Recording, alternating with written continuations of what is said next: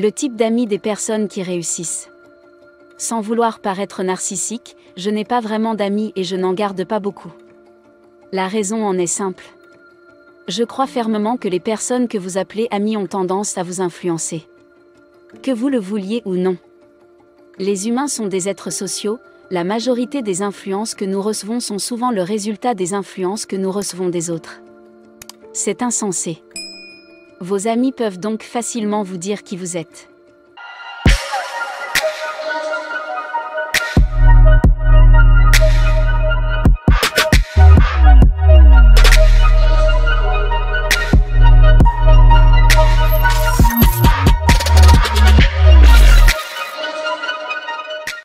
Il y a quelques années, je faisais ma promenade habituelle le soir, en méditant le long de la rue.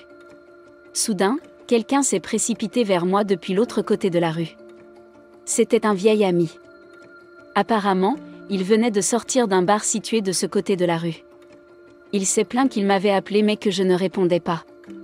Il s'est plaint que j'avais soudainement cessé de lui tendre la main, que j'avais cessé de l'appeler et que je ne lui rendais plus jamais visite. La vérité, c'est que lorsque nous étions au lycée, nous étions les meilleurs amis du monde. En fait, nous étions si proches que mes parents le connaissaient et qu'ils me rendaient constamment visite. Et je lui rendais visite parce qu'il y a quelque chose dans le fait d'attraper un rêve et d'avoir une direction ferme pour votre vie, vous laissez tomber tous ceux qui ne vont pas dans votre sens, ou qui ne vous encouragent pas à réaliser ce rêve. J'ai donc laissé tomber ce type, même si nous étions très proches, parce que tout ce dont il voulait parler, c'était de la prochaine fête et des retards à rattraper. C'est le point commun de la plupart des personnes qui réussissent. Si je sais quelque chose sur les gens qui réussissent, c'est qu'ils ont la mauvaise habitude de choisir leurs amis. Il n'y a pas de recette simple, Jim Rohn dit déjà que vous êtes la moyenne des 5 personnes avec lesquelles vous passez le plus de temps. De nombreuses personnes qui réussissent savent qu'elles deviendront comme les personnes qu'elles fréquentent. Ils passent donc la plupart de leur temps avec des personnes qui vont dans la même direction qu'eux, même s'ils font la fête avec eux ou boivent avec eux.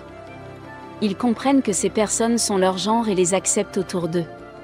J'ai rencontré un jour un homme qui m'a dit quelque chose de très important sur la réussite. Je lui avais rendu visite pour discuter d'un travail. Il m'a demandé mon prix. Et j'ai proposé un prix très bas.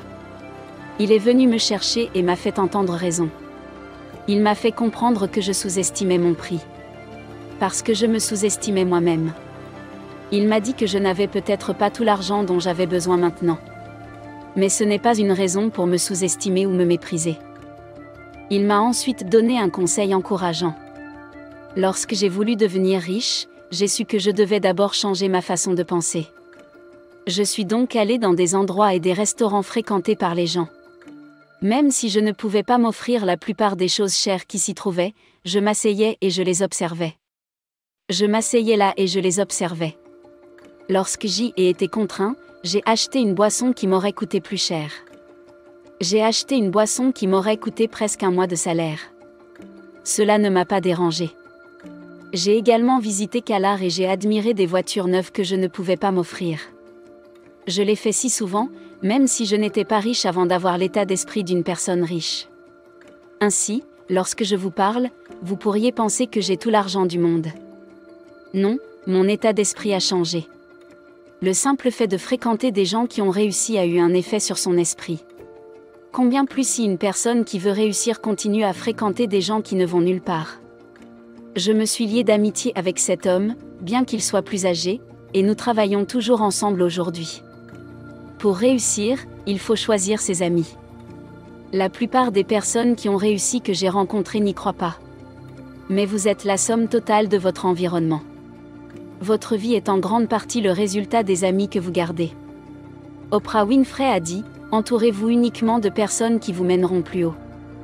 Entourez-vous de personnes qui vont quelque part, parce que si vous ne le faites pas, vous vous retrouverez à aller dans la direction de l'échec, même si vous avez l'intention de réussir. Quand j'étais jeune, j'ai entendu parler de gens qui étaient mariés mais dont le mariage allait mal. J'ai entendu parler de couples qui trompaient leurs conjoints.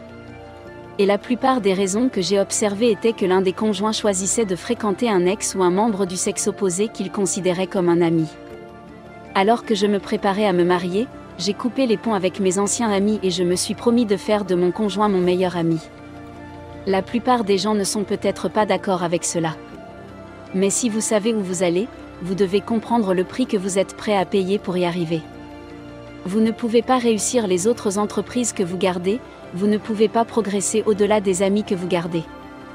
La plupart des jeunes se demandent s'il est difficile de mettre fin à une relation amicale parce qu'ils ne veulent pas blesser l'autre personne, même si l'amitié ne les affecte pas positivement.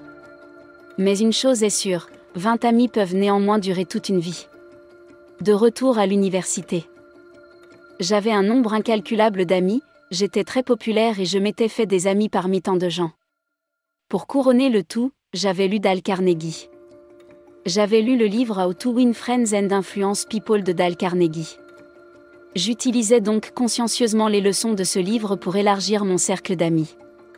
Pourtant, moins d'un an après avoir obtenu notre diplôme universitaire, nous nous sommes tous séparés. La plupart ont quitté l'État, tandis que d'autres ont quitté le pays jusqu'à aujourd'hui. Je n'ai qu'un seul ami avec qui j'étais ami à l'époque de l'école et nous nous contactons une fois tous les 2 mois. Suis-je en train de dire qu'il ne faut jamais avoir d'amis? Non. Mais les gens qui réussissent sont tellement occupés à essayer de tirer le meilleur parti de leur vie qu'ils n'ont pas le temps de se rattraper. Les personnes qui réussissent sont tellement concentrées qu'elles n'ont de temps à consacrer qu'aux personnes qui vont dans la même direction qu'elles, parce qu'elles ont tout à perdre et beaucoup à gagner. Ils font très attention à leurs amis et ne se sentent pas obligés de se mêler à des gens qui ne vont nulle part. Vous ne devrez pas toujours ignorer les gens pour le reste de votre vie, mais vous les tiendrez à distance. Ceux qui ne vont pas dans la même direction que vous.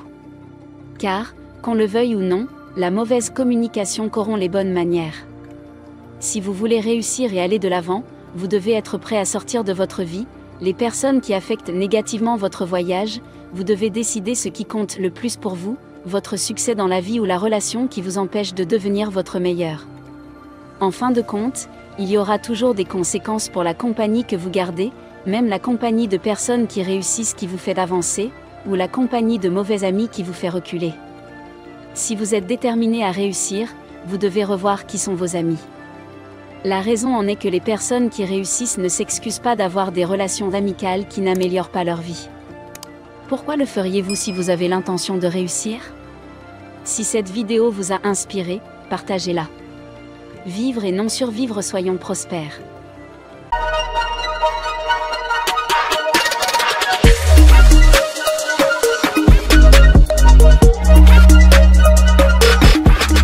Ce souhait vous empêchera de réussir. Souhaitez-vous souvent être né de parents riches? Souhaitez-vous souvent que vos parents aient tout? Et que s'ils avaient tout, il vous serait facile de vivre votre meilleure vie? Vous arrive-t-il de faire le lien entre l'échec de votre vie et l'appauvrissement de vos parents? Laissez-moi deviner. Vous n'avez probablement pas grandi dans un foyer riche. Vos parents n'ont peut-être pas pu vous offrir les bonnes choses de la vie lorsque vous étiez enfant. Ils vous aiment. Oui, mais ils n'ont pas pu répondre à tous tes besoins. Au lycée, vous avez vu vos amis se faire déposer à l'école par leurs riches parents dans leur voiture de luxe. Ces amis venaient constamment à l'école pour parler des pique-niques et des vacances coûteuses, de leurs riches parents, qui les emmenaient en voyage. Vous savez, ce genre de vie vous appartient, mais vos parents ne l'ont pas. C'est pourquoi vous souhaiteriez souvent être né avec des parents riches. Si vous êtes sincère avec vous-même, vous ressentirez parfois ce sentiment. Si vous n'êtes pas né de parents riches.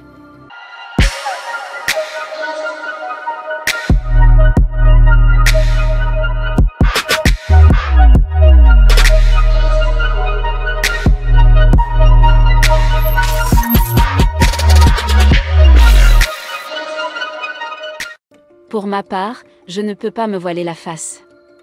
Parce que je suis passé par là. Il n'en est rien. Je ne suis pas né avec une cuillère en argent.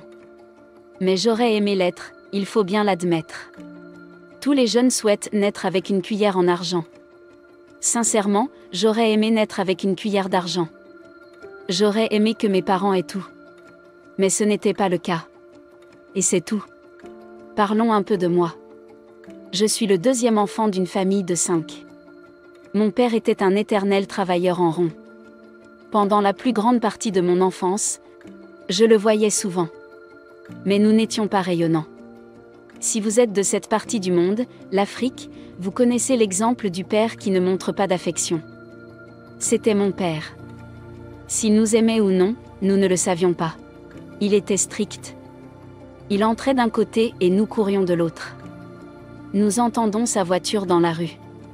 Et nous sommes rentrés dans la maison comme un lapin. L'attention que mon père ne nous donnait pas, nous l'avons eue avec notre mère. Nous ne possédions pas non plus toutes les choses chères. Nous avions quelque chose pour nous aider à nous en sortir. Mais je voulais plus. Je savais que je méritais plus.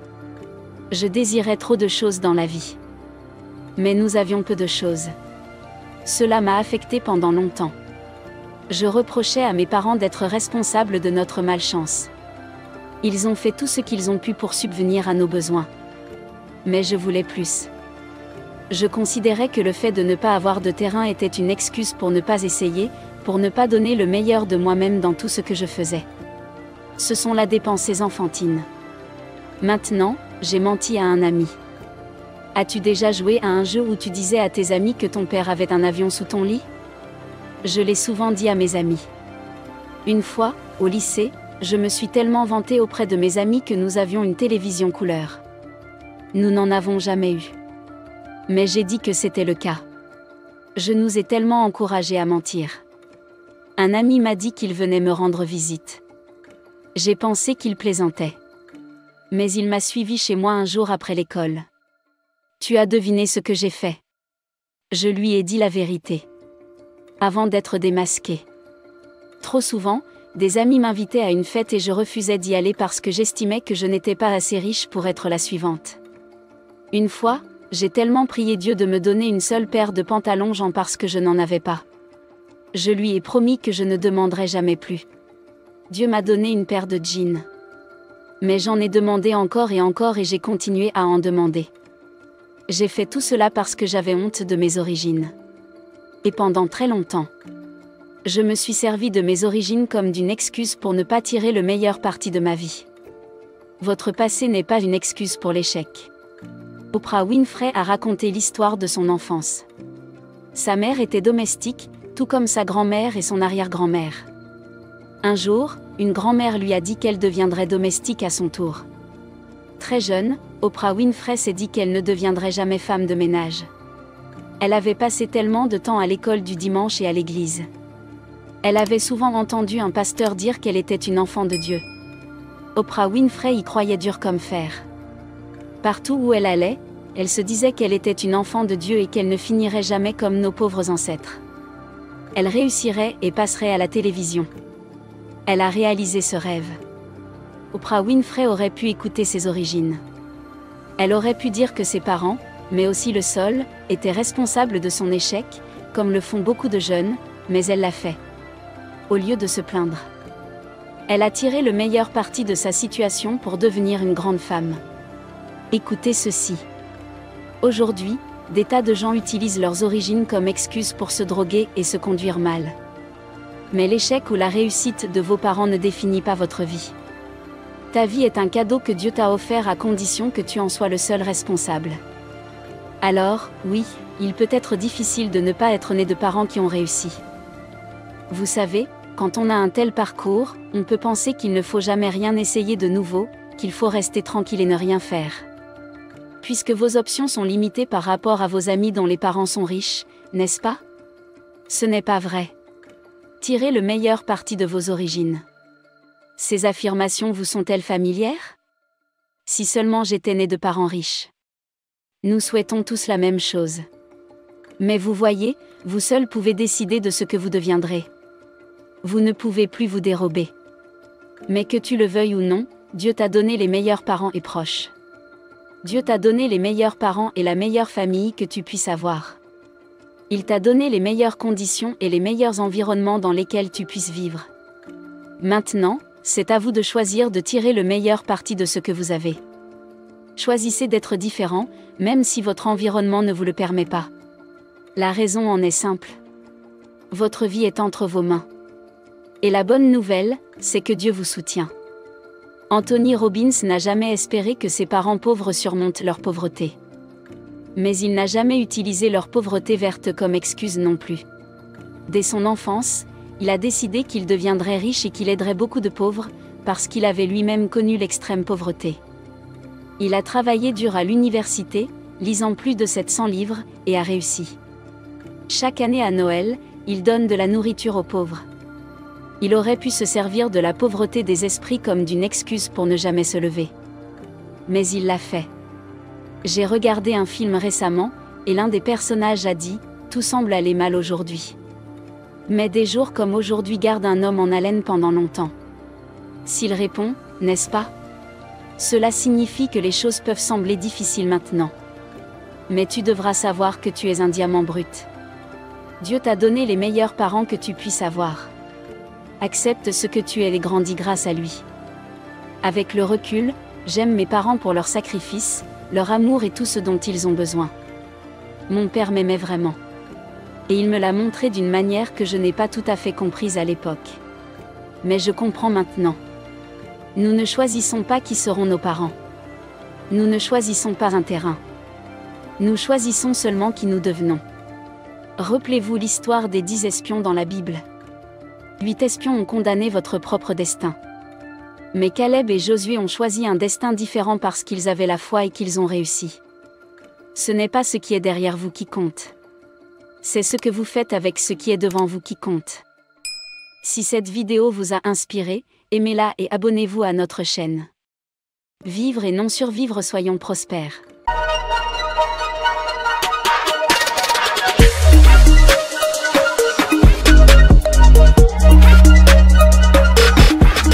Trois règles qui garantissent le succès à tout coup d'eux.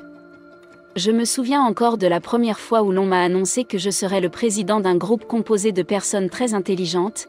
À l'époque où j'étais à l'université, j'ai eu tellement peur que j'ai eu froid dans le dos. J'avais littéralement envie de sauter par la fenêtre pour m'échapper. Tout le monde m'a encouragé parce que j'avais froid. Mais j'ai pleuré. Lorsque j'avançais, ils pensaient que c'était des larmes de joie. Mais pendant tout ce temps, c'était des larmes de tristesse, j'aurais voulu ne jamais être appelé. Je déteste avoir à vivre ce genre de groove. La raison en est simple. Le groupe était principalement composé de personnes qui enseignaient avec tant d'intelligence et de prix et qui parlaient si bien l'anglais, que je savais que je ne pouvais pas rivaliser avec eux. À l'époque, mon anglais était tellement mauvais que je ne comprenais pas les temps. Je ne pourrais pas faire une bonne phrase si ma vie en dépendait. Mais dès que nous avons quitté cette galerie et que j'ai été investi dans mes fonctions, dès que j'ai pris mes fonctions et que j'ai commencé à travailler, j'ai pris l'habitude de lire des livres. Je lisais déjà des livres auparavant, mais cette fois-ci, c'était beaucoup plus sérieux qu'auparavant. J'achetais des livres avec presque tout l'argent que j'avais, mon équipe visitait mon appartement et nous trouvions des tas de livres rangés dans un coin. Je lisais quand j'étais assis, quand j'étais debout, quand j'étais aux toilettes. Je lisais en marchant pendant les cours, après les cours, en attendant le bus. J'ai tellement lu qu'avant même de m'en rendre compte, mon anglais s'était considérablement amélioré et j'étais même devenu écrivain. Un désir désespéré d'apprendre a soudain transformé ma vie. Si vous n'êtes pas prêt à vivre ainsi, vous n'êtes pas prêt à réussir. C'est simple.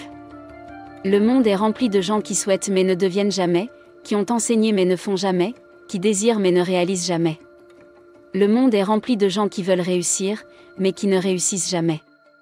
Donc, si vous voulez réussir et que vous êtes sérieux, voici 3 choses que vous devez nécessairement faire pour obtenir un succès répété.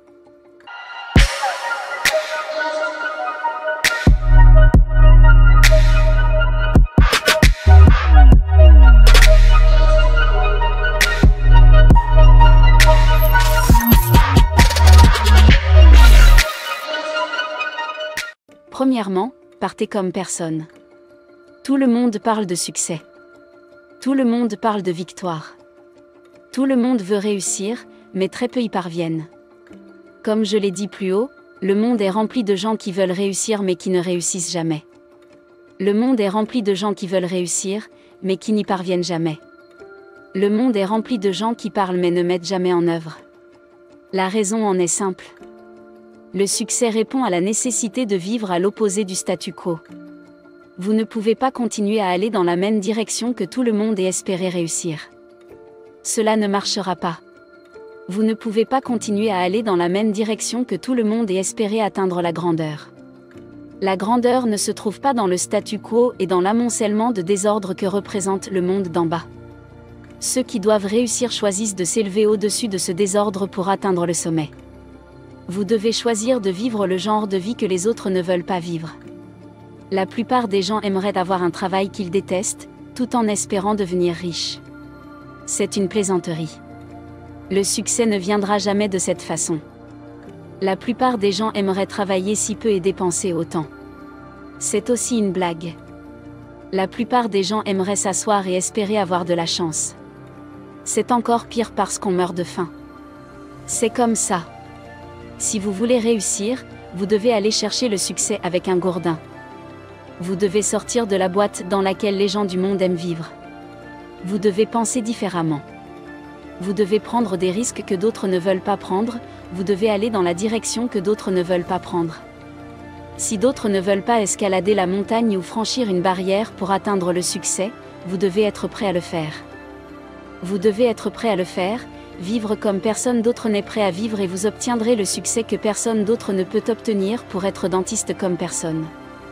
Le succès, c'est comme entrer dans la fosse au lion pour en sortir de l'or. Seuls les courageux et les dugants y entreront vivants et en ressortiront en disant « Vous pouvez le faire. Vous pouvez réussir. » Mais vous devez être prêt à oser. Soyez audacieux, affrontez vos peurs et réalisez votre rêve. Même si vos proches sont contre vous. Je sais à quel point ma mère et mon frère aîné m'ont agressé. Je sais combien ma mère et mon frère aîné m'ont agressé quand je me suis dit que je deviendrais entrepreneur. Je sais combien j'ai dû regarder. Mon compte en banque était à zéro à chaque fois et je devais faire des pâtisseries pour me nourrir parce que j'essayais de devenir un écrivain à succès. Je n'étais pas très forte. Mais j'étais prête à le faire pour réaliser mon rêve. Si vous ne pouvez pas le faire, vous ne pouvez pas réussir. Si vous ne pouvez pas prendre de risques, vous pouvez réussir. Si vous avez peur de vous lancer, vous feriez mieux de garder un emploi et de prier avec ferveur pour qu'on vous y maintienne aussi longtemps qu'il le faudra. Mais sur le ton de la réalisation du type de liberté que vous désirez, vous devez être prêt à prendre des mesures, même si elles ne sont pas toujours faciles à prendre. Vous devez être prêt à prendre des mesures que personne d'autre ne prendrait. Vous devez être prêt à vous aventurer dans des domaines où personne d'autre n'irait. Dès que Steve Jobs a décidé de réaliser un film d'animation en 3D en 1995. Par l'intermédiaire de la société d'animation Pixar. La plupart des sociétés de cinéma ont adopté l'idée avec le succès du premier film en 3D de Pixar, Toy Story. Lorsque vous faites l'impossible, vous obtenez le genre de succès que personne d'autre ne connaît. La plupart des constructeurs automobiles jouaient la carte de la sécurité à l'époque.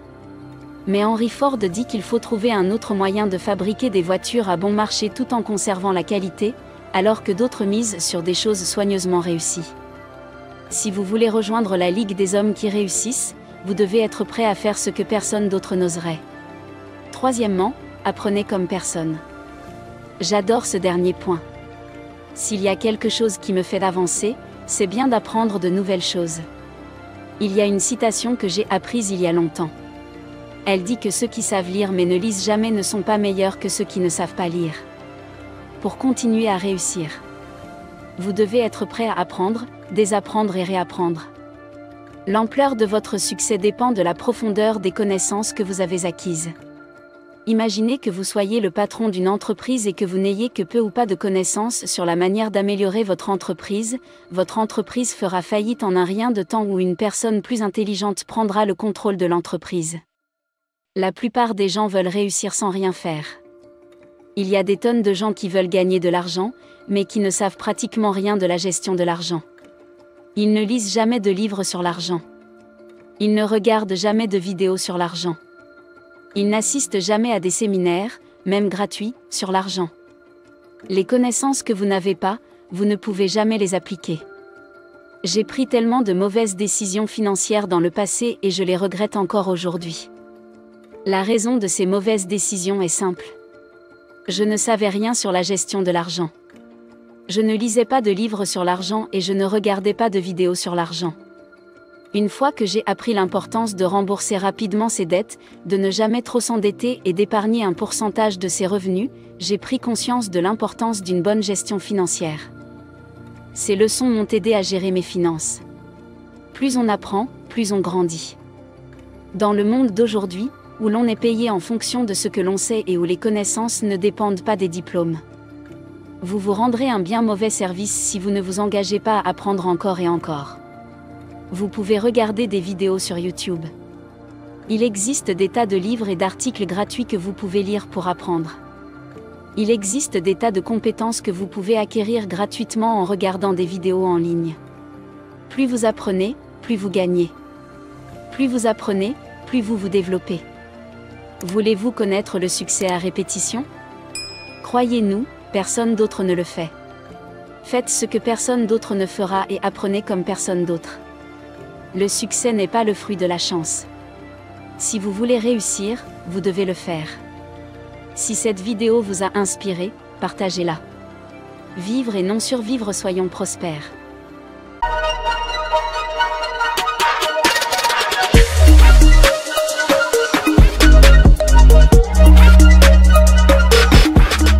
Les 3 sacrifices que vous devez faire pour échapper à la pauvreté. Quand j'avais environ 17 ans, j'ai rencontré Brian Tracy et je suis tombé amoureux de son enseignement. J'allais au cybercafé le soir parce que je n'avais pas les moyens de payer le tarif normal dans la journée, je passais des heures dans la nuit à écouter Tracy et à lire ses citations, une phrase en particulier de Tracy m'a marqué. Une phrase en particulier m'a marqué, si vous voulez obtenir quelque chose de différent, vous devez faire quelque chose de différent. Si vous voulez réaliser ce que vous n'avez jamais réalisé, vous devez faire ce que vous n'avez jamais fait auparavant.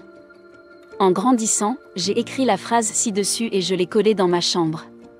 Et chaque jour, lorsque je voyais ces mots, je savais que je devais faire des sacrifices. C'est très simple. Si votre vie n'est pas ce que vous voulez qu'elle soit en ce moment, vous devez être prêt à faire quelque chose de différent. Et ne me laissez pas édulcorer les choses ici, vous passeriez d'un monde facile à un autre.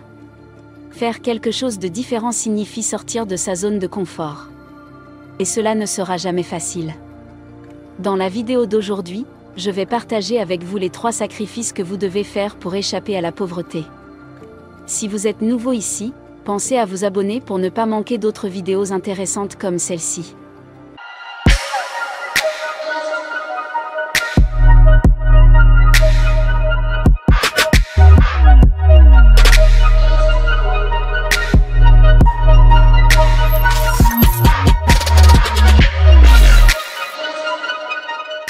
Prendre le temps de lire. Lorsque la plupart de mes amis et de mes proches savent ce que j'ai accompli dans ma vie aujourd'hui, il est facile pour eux de m'envier. Il y a 17 ans, j'étais l'un de ces jeunes dont la vie était un désastre. Je détestais ma vie et je souhaitais ne jamais m'ennuyer. Parce que je suis né dans la pauvreté, la maladie et bien d'autres limitations. Alors, comment ai-je pu passer d'un type qui détestait la vie à l'une des meilleures vies que j'ai jamais eues? Des livres, des livres, des livres. Ma vie a changé le jour où j'ai commencé à lire des livres, et je vais vous expliquer comment cela s'est passé. Tout d'abord, lorsque j'ai commencé à lire des livres, j'ai commencé à lire les histoires de personnes ordinaires qui avaient accompli des choses extraordinaires. Ces histoires m'ont encouragé et m'ont donné l'espoir que je pouvais moi aussi surmonter tous les obstacles qui se dressaient sur mon chemin et réaliser une grande chose dans ma vie. Je pense que c'est très simple. Si vous savez que certaines personnes ont des désavantages que vous pensez avoir et qu'elles ont pourtant réussi à accomplir des choses extraordinaires, vous commencez soudain à croire en vous. Lorsque vous commencez à croire en vous, vous commencez à voir grand. Et lorsque vous augmentez la taille de vos rêves, vous augmentez automatiquement ce qui est possible dans votre vie. Dans mon cas, j'ai commencé à croire que je pouvais devenir riche. Même si j'ai grandi dans un village pauvre, j'ai commencé à croire que je pouvais devenir millionnaire. Cette conviction m'a conduit à quelque chose de très important. J'ai commencé à chercher comment réaliser ce que je croyais pouvoir réaliser en lisant des livres écrits par des personnes qui avaient gagné beaucoup d'argent avant de commencer à apprendre les mentalités et les actions de ces personnes. Et plus je m'inspirais de ces personnes, plus ma vie financière s'améliorait. Oui, il m'a fallu 8 longues années pour que ma vie financière change radicalement. Sans la lecture de livres, je n'y serais jamais parvenue. Une autre chose que vous pouvez faire, en plus de lire des livres, est de regarder des vidéos qui racontent l'histoire de personnes qui ont réussi. Oui, les livres sont ennuyeux, mais il en va de même pour toutes les choses utiles. Les fruits sont ennuyeux et les légumes sont ennuyeux. Mais si tu veux être en bonne santé, tu en mangeras plus. Les boissons gazeuses sont amusantes, sucrées, et les fast-foods sont agréables. Mais si tu veux être en bonne santé, tu les éviteras. La télévision est amusante et les médias sociaux sont intéressants. Mais si vous voulez échapper à la pauvreté, vous passerez plus de temps avec vos livres. Il y a quelque temps, j'ai appris que Bill Gates lisait un livre par semaine. J'ai également lu qu'un millénaire moyen lisait un livre par semaine. Si un millénaire moyen fait quelque chose, c'est probablement une bonne chose à imiter. J'ai donc décidé de lire un livre par semaine. Ce n'est pas facile. Et je ne vous demande pas de commencer à lire un livre par semaine. Mais vous devez faire des sacrifices pour lire des livres si vous voulez échapper à la pauvreté.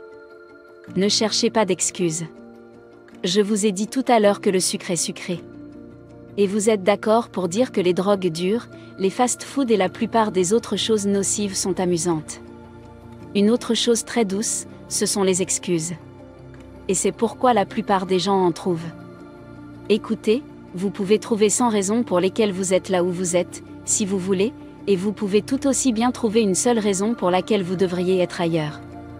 La différence réside dans la façon dont vous utilisez la puissante machine que Dieu vous a donnée. Cette machine est le vieux cerveau. Si tu programmes ton cerveau pour qu'il cherche les raisons pour lesquelles tu es pauvre, ton système réticulaire activateur sera occupé à chercher des raisons et tu commenceras à voir comment l'économie, le gouvernement et tes parents te rendent pauvre. Votre cerveau vous montrera rapidement comment votre manque d'éducation, vos problèmes de santé, votre enfance ou même le pays où vous êtes né, sont les raisons pour lesquelles vous êtes pauvre. Si, en revanche, vous programmez votre éventail de raisons pour lesquelles vous devez être riche, vous commencerez à voir que, même dans une mauvaise économie, certaines personnes gagnent des centaines de milliers d'euros. Certaines personnes gagnent des centaines de milliers de dollars dans des entreprises légitimes.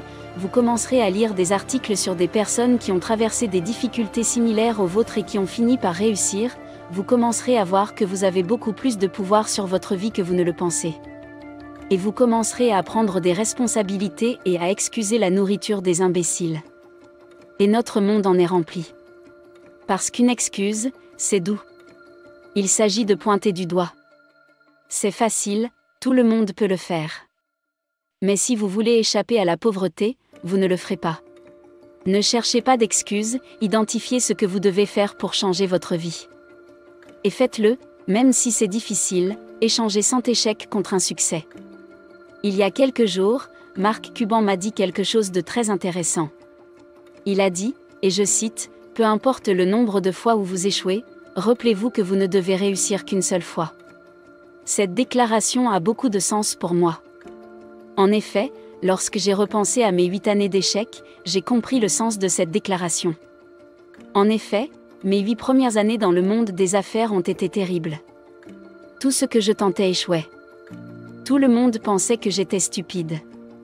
J'étais fauché, rejeté et frustré. Mais un jour est arrivé où j'ai fait ma première percée. Ensuite, j'ai fait une deuxième percée. Et la troisième. Aujourd'hui, il semble que tout ce que je touche soit couronné de succès. Mais c'est tout le contraire de la vie que j'avais il y a seulement quelques années. Voilà ce qu'il en est. Le nombre de fois où vous échouez n'a pas d'importance. Souvenez-vous que vous n'avez qu'à réussir une seule fois, et cette fois-là éteindra toutes les douleurs du remplissage. Pourquoi est-il important que vous compreniez cela ? La plupart des gens considèrent l'échec comme une mauvaise chose. C'est pourquoi ils abandonnent. Si vous êtes dans une telle situation, vous devez comprendre que le chemin qui mène au succès s'appelle l'échec. Et l'échec n'est pas définitif.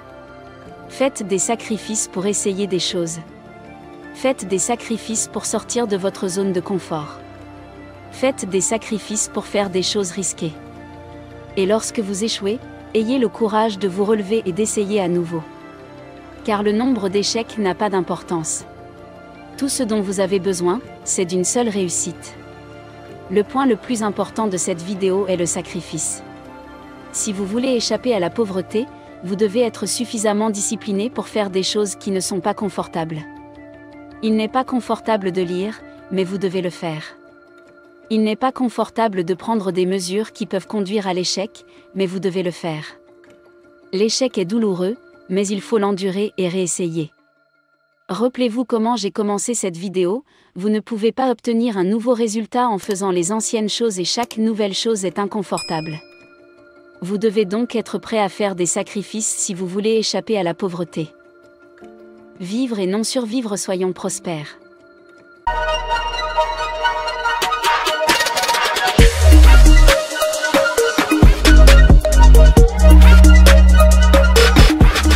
Trois choses paresseuses que vous pouvez commencer à faire maintenant pour être riche plus tard. Je choisis toujours une personne paresseuse pour faire un travail difficile parce qu'elle trouvera un moyen facile de le faire, dit Bill Gates. N'écoutez pas les gens qui pensent que la paresse consiste à chercher des moyens faciles de faire les choses. Je fais partie de ces personnes qui aiment faire les choses simples qui donnent le plus de résultats. J'admets que je ne valide pas les raccourcis vers le succès. Mais je crois qu'il faut trouver le moyen le plus paresseux d'en faire plus, d'accomplir quelque chose et de profiter au maximum de sa vie tout en obtenant d'excellents résultats.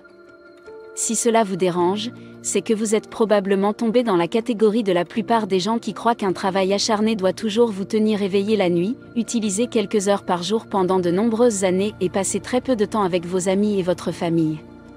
Ce n'est peut-être pas tout à fait vrai. Il y a longtemps, j'ai appris que l'entrepreneur qui travaille dur n'est pas celui qui doit toujours être disponible pour son entreprise avant qu'elle ne gagne de l'argent. Si votre entreprise ne peut pas gagner d'argent si vous n'êtes pas disponible, vous ne travaillez peut-être pas assez dur, vous vous complaisez peut-être simplement dans la corvée. Le succès ne sera pas facile à trouver. Le monde d'aujourd'hui permet même aux plus paresseux d'entre nous de réussir. Si nous mettons notre cerveau à contribution, il faut bien admettre qu'il y a très peu de choses que vous pouvez faire aujourd'hui et qui vous apporteront beaucoup de succès. Grâce à la technologie et à l'Internet. Si vous avez toujours été paresseux, mais que vous souhaitez toujours réussir. Eh bien, voici 3 choses faciles que vous pouvez commencer à faire dès maintenant pour devenir riche maintenant ou plus tard.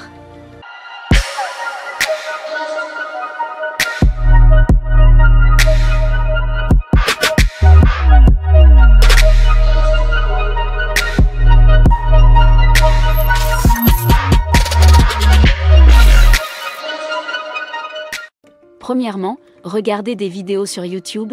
Vous pouvez vous demander pourquoi j'ai dit que vous devriez regarder 2 vidéos pour devenir riche.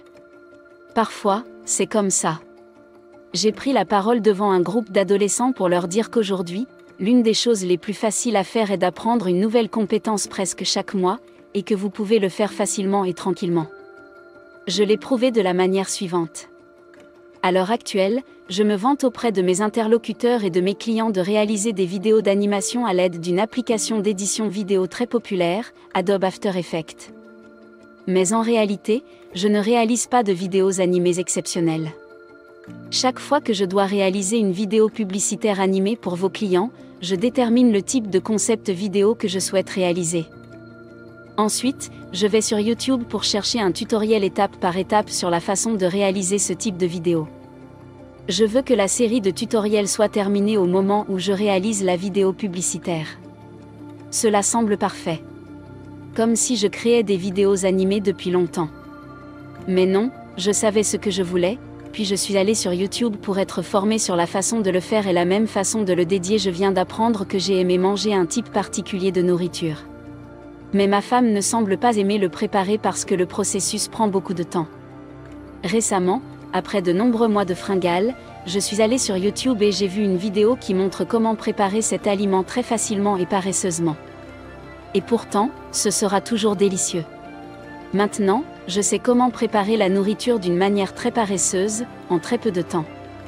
Il en va de même pour tout ce qui concerne la vente de ces plats. Si vous voulez obtenir dans votre travail un résultat que vous n'avez jamais atteint, vous serez peut-être surpris de voir qu'il refuse les vidéos YouTube qui vous apprennent à faire cette chose. Si vous avez besoin d'argent et que vous trouvez un voisin dont la voiture doit être lavée, YouTube vous donnera des vidéos sur la façon de laver une voiture à fond. Regardez la vidéo, reproduisez ce que vous avez vu et vous gagnez de l'argent.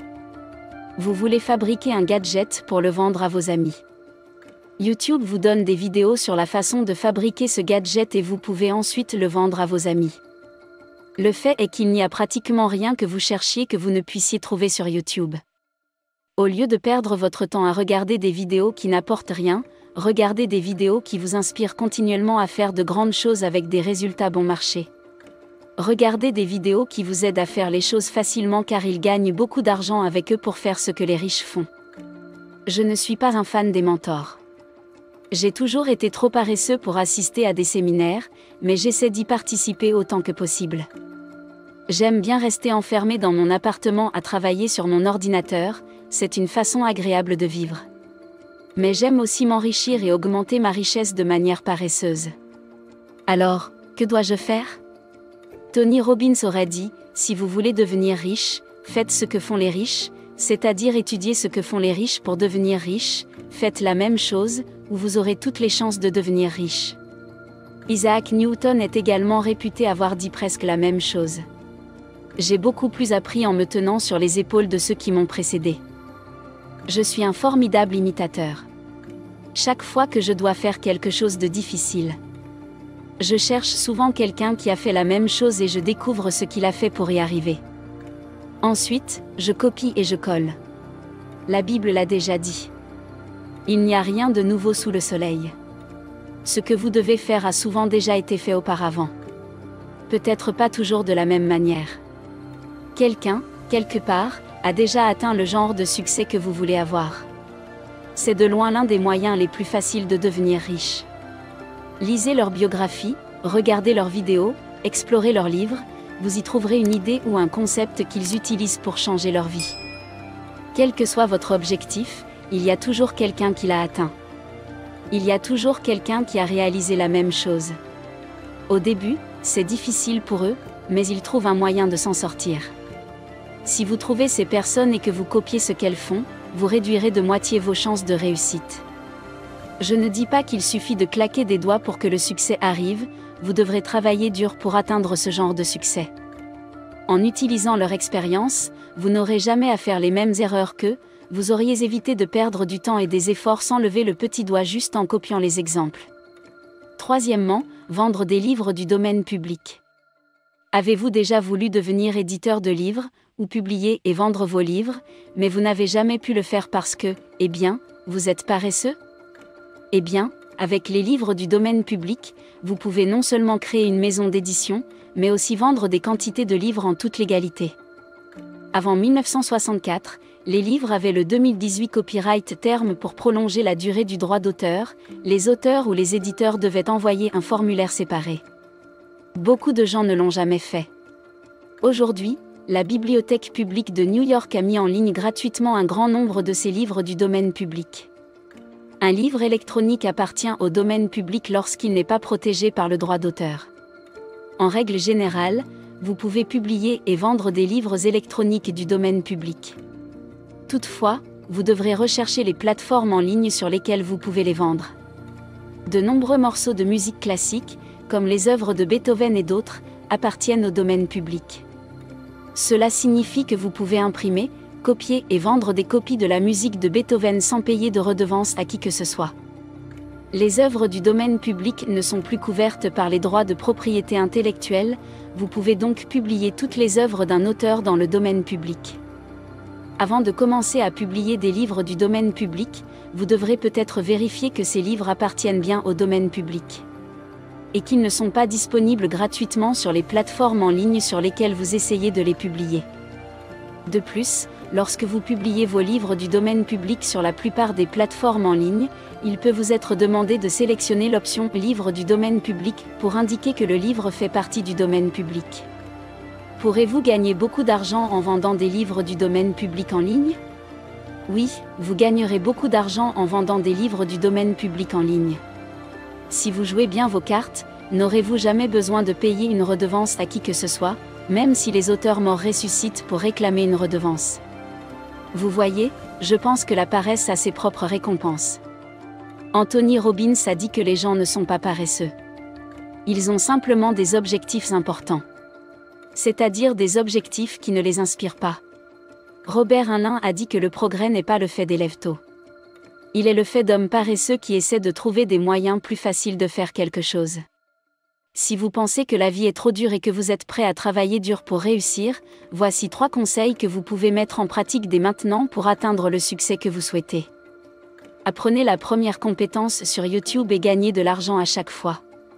Copiez ce que font les riches et faites de même en vendant des livres du domaine public. Si vous cherchez désespérément à gagner de l'argent rapidement. Si cette vidéo vous a inspiré, partagez-la avec vos amis. Vivre et non survivre, soyons prospères.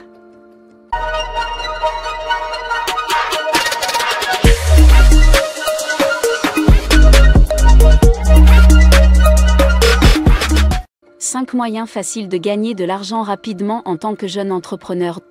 Je n'ai jamais voulu devenir entrepreneur. Quand j'étais jeune, je regardais mes frères créer leur entreprise et la diriger avec succès. J'ai toujours été un rat de bibliothèque. Et je pensais que la vie devait être vécue lentement. Avance rapide. Plusieurs années plus tard, je me suis satisfait du fait que j'étais un intrapreneur. Non seulement j'avais créé des entreprises qui avaient échoué et dont j'avais tiré des leçons, mais j'avais aussi créé des entreprises qui avaient réussi. C'est peut-être parce que j'ai payé ma cotisation et que j'ai appris sur le tas. J'ai vu des jeunes qui pensaient qu'ils étaient trop jeunes pour créer une entreprise. Cette idée me fait rire, car il suffit de regarder autour de soi pour constater que la plupart des entreprises qui réussissent aujourd'hui ont été créées par des jeunes. En outre, les technologies ont multiplié les opportunités dont les jeunes peuvent tirer parti. Donc, si vous êtes un jeune qui pense que vous ne pouvez pas créer une entreprise, jetez une idée, vous pouvez vraiment créer n'importe quelle entreprise et réussir énormément. C'est pourquoi dans cette vidéo, je veux partager avec vous 5 façons de commencer à gagner de l'argent rapidement en tant que jeune entrepreneur, en commençant par écrire des livres, des articles, etc.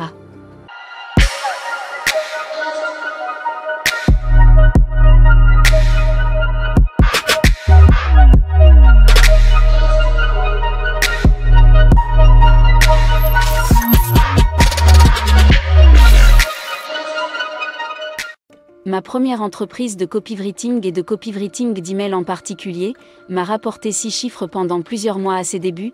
Lorsque j'ai commencé à prendre des projets de ghostwriting, j'ai gagné bien plus que ce que quelques écrivains gagnent en écrivant d'innombrables articles chaque semaine, en plus de gagner beaucoup d'argent en tant qu'auteur de livres.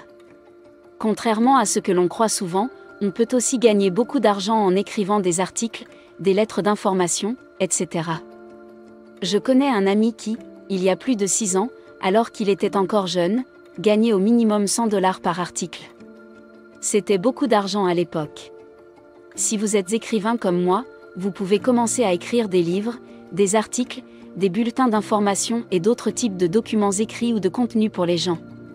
J'écris depuis plus de 10 ans. J'ai écrit des livres, des poèmes, des histoires, des bulletins d'information, etc. Et j'ai été payé une somme dérisoire, mais aussi énormément, dans presque tous ces domaines. J'ai écrit des livres pour des personnes en dessous d'un mois qui me rapportent suffisamment pour payer mon loyer. Vous pouvez vouloir créer votre propre blog pour être publié dans vos écrits. Mais si vous voulez vous lancer rapidement pour gagner de l'argent, alors commencez à tirer profit de vos écrits dès que possible en vendant votre travail. Si vous êtes écrivain ou si vous voulez l'être, sachez qu'il existe des opportunités pour vous. Il existe des entreprises, des sites web, des individus et des organisations qui recherchent des écrivains qui leur soumettent leur travail. Certains ne paient qu'une somme dérisoire, d'autres paient énormément. Consultez Fiverr, Upwork, Freelancer, etc. pour voir comment vendre vos services d'écriture. Cependant, mon meilleur conseil pour vendre vos écrits est d'écrire et de publier vos livres. De cette façon, vous pourrez mesurer vous-même votre succès et même trouver d'autres moyens créatifs de gagner de l'argent grâce à vos écrits. Prendre des photos propres et les vendre. J'aime les bonnes photos. Et je sais que c'est aussi le cas de nombreux jeunes. Il existe quelques sites de photos qui acceptent des photos de toutes sortes. Certains de ces sites vous rémunèrent également pour l'envoi de vos photos. Un site web comme Shutterstock vous permet de gagner jusqu'à $20 pour chacune de vos images que les gens téléchargent. iStock Photo vous verse un minimum de 15% sur toutes les ventes de votre photo. Vous pouvez gagner entre 20% et 60% avec Adobe Stock pour commencer à vendre vos photos. Vous n'avez pas besoin d'être un photographe professionnel. Vous n'avez pas non plus besoin d'un équipement coûteux pour prendre de belles photos. Je sais que la plupart des jeunes utilisent des téléphones beaucoup plus chers que leurs parents. Il est temps de mettre ce gaspillage à profit. Avec votre iPhone ou un bon smartphone doté d'un bon appareil photo, vous pouvez commencer à prendre des photos et à les vendre en ligne. Il s'agit de photographier ce qui compte, de photographier ce qui est amusant, divertissant, et de le vendre. Si vous êtes prêt à prendre l'affaire très au sérieux, vous pouvez vous procurer de bons gadgets photos qui augmenteront votre capacité à gagner de l'argent en vendant des photos. En outre, rien ne vous empêche d'être le photographe attitré de votre quartier. De cette façon, vous pouvez gagner de l'argent en vendant des photos en ligne et en photographiant les gens de votre quartier. Dans ce monde de la photographie, c'est votre créativité qui déterminera la rapidité et l'ampleur de votre succès. Troisièmement, créez une petite entreprise dans votre quartier. Quand nous étions petits, mon frère aîné a créé une entreprise de fabrication de chaussures. Il faisait le tour des maisons pour demander qui avait besoin de réparer ou de cirer ses chaussures. Puis il a créé une entreprise de nettoyage. Il allait chez les gens pour demander qui avait besoin de nettoyer leur appartement et leur environnement. Il a prospéré dans ces entreprises. Regardez dans votre quartier et créez une entreprise.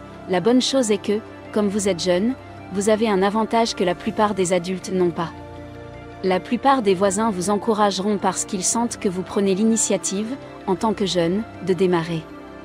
J'ai lu un jour dans Mark Victor Hansen et Jack Canfield Chicken Soup for the Soul, l'histoire d'un petit enfant qui avait juré à ses parents de vendre des pierres à viande qu'il avait trouvées à ses voisins. Il avait installé son magasin dans la rue devant leur maison et vendait les pierres. Identifiez un besoin que vous pouvez satisfaire dans votre quartier et commencez à y répondre. Ce qui est amusant, c'est qu'il y aura toujours un besoin autour de vous. Ce qui compte, c'est d'être capable de le trouver. Lorsque vous le faites, vous ne faites pas que gagner de l'argent. Vous apprenez à devenir un entrepreneur en lançant un magazine local ou une lettre d'information. La plupart des gens ont honte de commencer petit, parce que cela leur semble ridicule. Pourtant, à l'âge de 16 ans, Sir Richard Branson a créé un magazine intitulé « Student » à l'intention des élèves de son école. En grandissant, il a lancé d'autres entreprises jusqu'à ce qu'il utilise son penchant pour l'identification des opportunités. Il a découvert le concept de lancement de Virgin Airlines en affrétant un avion et en le payant avec l'argent des passagers. Imaginez un magazine local ou un bulletin d'information pour les adolescents de votre quartier, imprimé et livré chaque semaine pour un certain montant. Vous n'aurez peut-être jamais à dépenser autant pour lancer votre entreprise de magazine ou de bulletin d'information. Vous pouvez même vendre sur la base d'une précommande, puis utiliser l'argent pour imprimer le premier lot de magazines ou de bulletins d'information. Avec l'avènement de la technologie et de l'Internet, vous pouvez même vendre votre magazine ou votre bulletin d'information sur l'Internet. La plupart des grandes entreprises numériques ont démarré de manière stupide. Certaines ont même commencé par une blague. Quelles sont les informations actuelles que les gens recherchent toujours dans votre quartier ou votre école ? Quelles sont les informations qu'ils ne recherchent pas, mais dont ils ont besoin ? Choisissez un thème que vous aimez lire, des histoires sur la technologie, des informations scientifiques, etc. Et commencez à publier 5 à 10 pages de lettres d'information ou de magazines sur ce thème. Vous ne gagnerez peut-être pas beaucoup d'argent maintenant. Mais imaginez que votre entreprise devienne un jour un empire médiatique prospère. C'est ainsi que la plupart des empires médiatiques prospères ont commencé. 5 personnes lisent des livres sur la façon de gagner de l'argent. Ce n'est pas par manque d'idées que je fais durer ce conseil. Je sais que ce conseil ne vous fera pas gagner de l'argent directement. Mais imaginez que votre père passe son temps à jouer et à s'amuser. Vous passez vos heures à lire des livres sur les affaires et les finances personnelles. Imaginez qu'il dépense plus qu'il ne gagne. Pendant que vous mettez en pratique les leçons de gestion financière que vous avez apprises dans ces livres. Non seulement vous économiserez de l'argent, mais vous développerez également le répertoire de connaissances dont vous avez besoin pour gagner beaucoup plus d'argent. On demande à 2 hommes d'abattre un arbre. L'un d'eux prend immédiatement sa lame émoussée et commence à couper. L'autre a pris le temps d'aiguiser son coutelas avant de commencer à couper. Qui, à votre avis, a coupé l'arbre rapidement et sans bavure ? C'est ainsi que la lecture de livres sur l'argent vous est profitable. Vous n'en voyez peut-être pas le bénéfice maintenant, mais vous le verrez plus tard. Une idée solide tirée d'un livre peut faire de vous l'homme le plus riche de votre quartier ou de votre pays en un rien de temps. Si vous êtes jeune, vous n'êtes pas trop jeune pour créer une entreprise.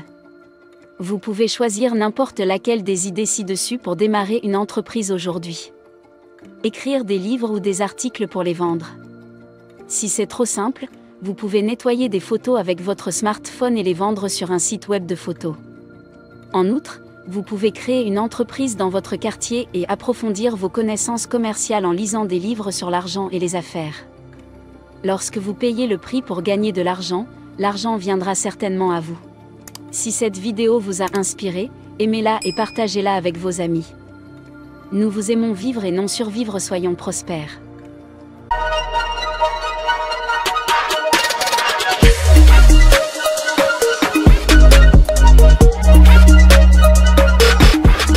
Neuf décisions audacieuses à prendre dans la vingtaine.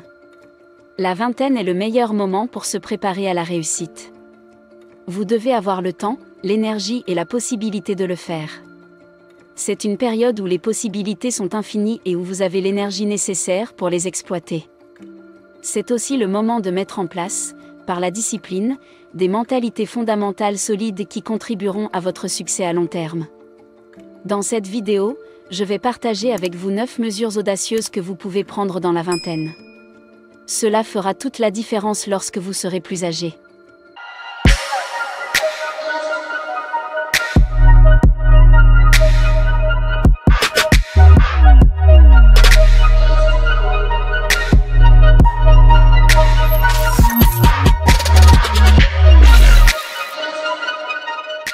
Le premier consiste à se fixer des objectifs difficiles. Celui qui veut être médiocre se fixera de petits objectifs. Celui qui veut être exceptionnel se fixera les objectifs les plus difficiles. Pensez-vous qu'il soit impossible d'obtenir un diplôme avec une première classe? Vous pensez que gagner le match est impossible? Détrompez-vous. Il y a eu et il y aura encore des gens qui ont réussi toutes les choses que vous pensez être incapables de faire? Quelle est la différence entre vous et eux? La différence réside dans vos objectifs. Ils se sont fixés un objectif plus élevé que le vôtre pour accomplir ce que vous vouliez. Si vous vouliez une première classe, pourquoi avez-vous passé 5 heures par jour à regarder des films en streaming et à regarder Netflix, alors que vous n'avez passé que 2 heures à la bibliothèque? Si vous vouliez gagner le match? Ou bien avez-vous un entraînement une fois par semaine au lieu de tous les jours? Vous pensiez avoir l'intention de réussir, mais vous n'avez pas bien défini vos objectifs? La vingtaine est le moment de se dépasser. Vous devez comprendre qu'il existe des gens qui sont prêts à mourir pour atteindre leurs objectifs. Si vous voulez rivaliser avec ces personnes, vous devez donner le meilleur de vous-même. Il n'y a pas de place pour le relâchement. Fixer de tels objectifs lorsque vous êtes jeune vous aide à prendre l'habitude de vous fixer des objectifs difficiles. Cela vous sera bénéfique lorsque vous serez plus âgé. Cela peut vous aider à développer la persévérance et l'autodiscipline. Pour apprendre une compétence, tous les jeunes doivent apprendre une compétence ou, à cet âge, la valeur actuelle des compétences est celle des diplômes, et toute personne qui veut être pertinente doit avoir une compétence. Il est surprenant de constater que toutes les personnes qui réussissent sont connues pour une ou deux compétences, mais qu'elles ont perfectionné certaines d'entre elles sans même avoir étudié ces domaines dans un cadre formel. Par exemple, Maya Angelou, célèbre auteure et poétesse américaine, n'est jamais allée à l'université. Après le lycée, elle a eu un enfant et n'a pas pu poursuivre ses études. Bien qu'elle soit aujourd'hui décédée, elle était considérée de son vivant comme une grande militante des droits civiques et une grande poétesse aux États-Unis. Les compétences peuvent déterminer le niveau de possibilité d'une personne. Un journaliste qui maîtrise la suite Microsoft, par exemple, a plus de valeur que celui qui ne sait qu'écrire. Ainsi, le fait d'avoir des compétences en rédaction ne permet pas à un journaliste de se démarquer. Les compétences vous distinguent lorsque vous postulez à un poste. Elles donnent également de la couleur à votre CV. Un rédacteur de contenu ayant des compétences en graphisme a plus de valeur qu'un rédacteur de contenu qui ne sait qu'écrire un contenu. Les compétences ne vous permettent pas seulement d'accéder à davantage d'opportunités, elles vous permettent également de superviser le travail d'autres personnes. Un juriste qui n'a pas de compétences en programmation informatique ne peut pas gérer efficacement une équipe de programmeurs. Si vous voulez être au sommet, acquérez autant de compétences que possible pendant que vous êtes jeune. Troisièmement, commencez à épargner. L'une des mesures les plus audacieuses que vous puissiez prendre lorsque vous êtes jeune est de commencer à épargner. Une épargne peut vous aider à vous sortir de situations difficiles, mais seulement si vous en avez une. La décision de commencer à épargner est la bienvenue, mais elle doit être suivie d'effets. Ne comptez pas uniquement sur vous-même pour mettre de l'argent de côté. La technologie a tout simplifié.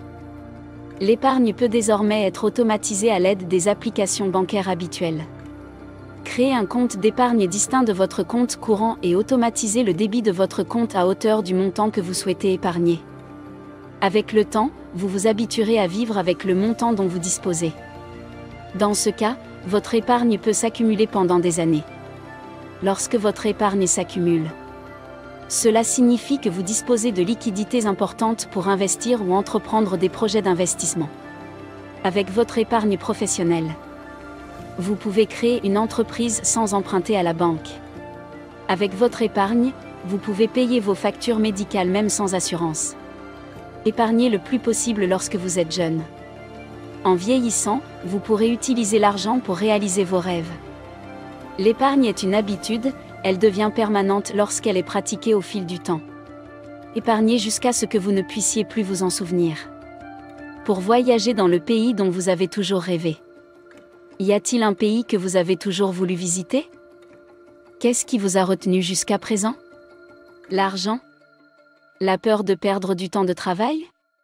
Il est temps de le faire. Quand on est jeune, il y a beaucoup de choses que vous voulez faire.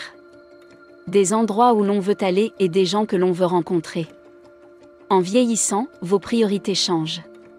Vous devez partir pleinement en réalisant les choses que vous voulez, car si vous ne le faites pas, vous ne saurez jamais si elles auraient fonctionné ou non. Si vous voulez voyager, voyagez tout simplement. Ne réfléchissez pas trop. Si vous voulez voyager, voyagez. Ne réfléchissez pas trop, cela peut vous empêcher d'agir. 5 réseaux. Êtes-vous une personne sociable? Certains d'entre vous le sont. D'autres non. Ce n'est pas grave. Dans la vie, les personnes avec lesquelles vous interagissez peuvent façonner votre état d'esprit en ce qui concerne les affaires, le travail et les relations. Votre vision de la vie est largement influencée par les personnes que vous fréquentez. La qualité des opportunités que vous évaluez dépend du type de conseils que vous recevez. En tant que jeune, vous devez élargir votre réseau, vous devez avoir des connaissances dans vos différents domaines d'intérêt.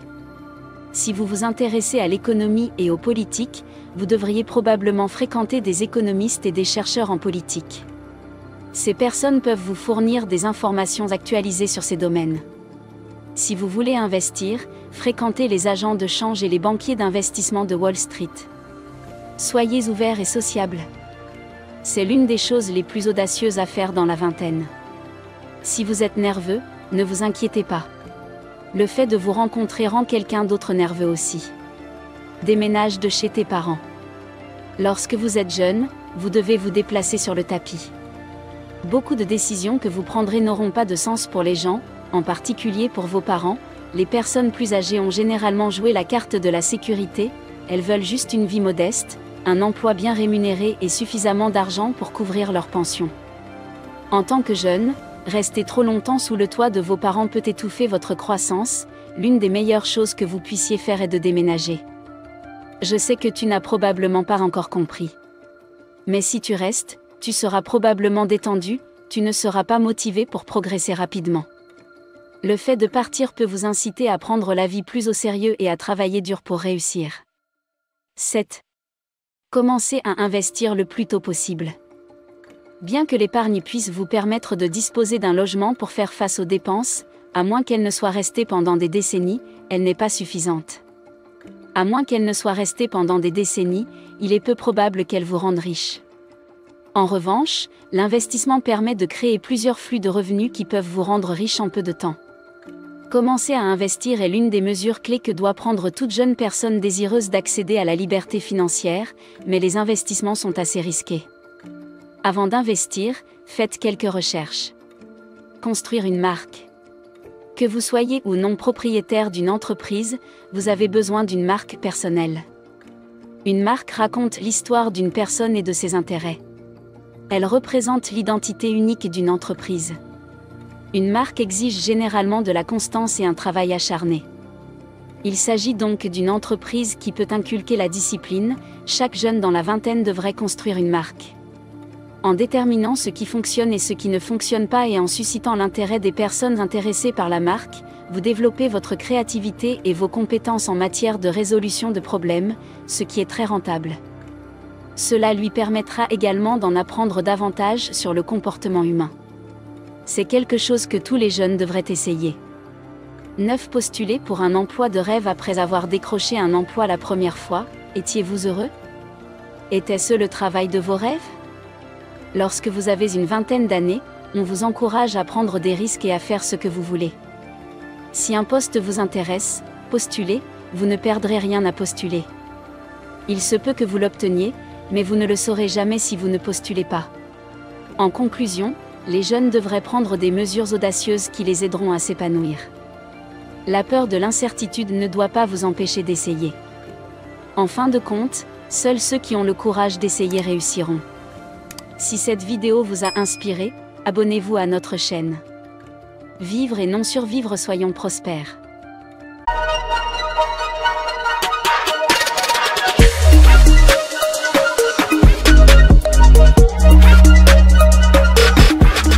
« 5 habitudes des personnes les plus prospères au monde, l'état d'esprit. » Lorsque vous observez des personnes très performantes, elles savent qu'elles peuvent vous dire qu'elles font ceci, cela, et ils cherchent toujours à s'améliorer. Ce que j'ai découvert, c'est qu'ils sont énervés s'ils le sont souvent. Bien sûr, je n'ai pas médité ce matin. Et j'étais un peu frustrée. Quelqu'un m'a demandé, nous étions à notre réunion d'aujourd'hui à Soho House.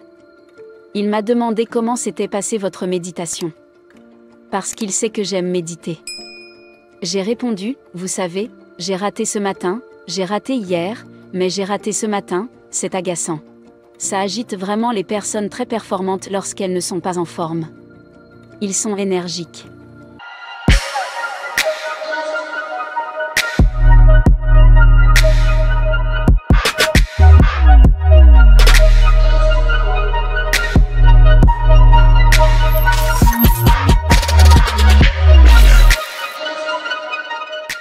Et la troisième grande habitude personnelle, qui, soit dit en passant, j'enseigne la haute performance depuis une décennie, nous avons le séminaire numéro 1 sur ce sujet, et le cours en ligne numéro 1.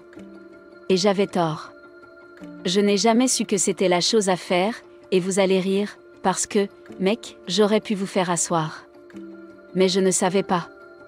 Je savais que je l'enseignais comme un sous-texte. Mais je n'ai pas toujours su ce qu'il fallait faire. Et ça, c'est que les gens très performants augmentent la nécessité. Cela signifie qu'ils font naître la nécessité de la performance dans leur esprit avant chaque performance. Ils se disent, je dois faire du bon travail. Et ils se donnent des raisons de savoir pourquoi c'est bien, savoir pourquoi c'est bien pour se donner un avantage. La chose la plus importante, je pense, est d'être amoureux de l'action, des verbes, des actes réels, du goutte à goutte. Si vous voulez parler en termes sportifs, vous savez, le dribble, le tir, l'entraînement. Mais le partage est une autre chose, il y a toujours une sorte de générosité dans la réalisation. Et un sentiment juste parce que vous êtes comme, je ne sais pas, si c'est la générosité, le partage est à propos de la générosité, c'est à propos de ça, peut-être que c'est ce que c'est. Peut-être que c'est s'investir suffisamment dans son métier pour arriver à quelque chose dont on a vraiment l'impression qu'il faut que ce soit dans le monde. C'est un sujet qui me passionne vraiment en ce moment. Je crois que le doute de soi est l'un des plus grands tueurs de rêves. Alors, comment peut-on développer sa confiance en soi et la maintenir malgré les changements, le stress et les incertitudes qui ne cessent de se manifester? Oui, une fois que vous avez atteint un certain niveau, il y a une nouvelle incertitude. Je pense donc qu'il est ironique d'appeler cela la confiance en soi. Parce que je ne pense pas qu'elle vienne de l'intérieur. Je pense que notre confiance en soi vient de l'extérieur, n'est-ce pas? Ce n'est pas la bonne façon de s'y prendre. Ou vous pensez que c'est de là qu'elle vient, en général? Que nous sommes mal orientés par le non. Lorsque nous disons « bâtissez-vous une confiance en vous », l'instruction nous dit d'aller à l'intérieur, de regarder à l'intérieur de nous-mêmes. Mais je pense que c'est une fausse orientation. Les enfants ne naissent pas avec la confiance en soi. Leur confiance se construit grâce à leurs parents, à leurs amis et à leurs enseignants, qui les récompensent lorsqu'ils réussissent et les poussent lorsqu'ils échouent. Lorsqu'ils peuvent faire mieux, le simple fait de dire aux enfants qu'ils sont géniaux tout le temps ne renforce pas la confiance en soi, c'est même tout le contraire. C'est vrai. Pour ma part, je peux vous dire que, d'après ma propre expérience, ma confiance en moi vient à 100% des relations que j'ai avec les autres. Elle vient à 100% des relations que j'entretiens. Ce n'est pas une force intérieure profonde. Vous savez, un trapéziste de renommée mondiale ne va pas essayer un tout nouveau numéro de défi à la mort pour la première fois sans filet. Ce sont donc les gens qui font partie de ma vie. C'est lorsque je doute de moi, que quelqu'un me dit « tu as ce qu'il faut », que quelqu'un me dit « je crois en toi », que quelqu'un me dit « quoi qu'il arrive, que ce soit une réussite ou un échec, je serai à tes côtés », parce que c'est à ce moment-là que j'ai la confiance nécessaire pour faire des choses difficiles. C'est ainsi que j'ai confiance en moi pour faire des choses difficiles, n'est-ce pas? Je n'ai pas une batterie naturelle qui me permet d'être bravache. Oui, je ne sais pas si la confiance en soi, vous savez, être un grand preneur de risques n'est pas une indication de la confiance en soi pour moi, vous savez, sauter d'un avion et sauter d'un avion avec un parachute sont deux choses différentes. C'est vrai, c'est vrai. Pour moi, la confiance en soi se mesure. Et il devrait y avoir un certain degré de doute.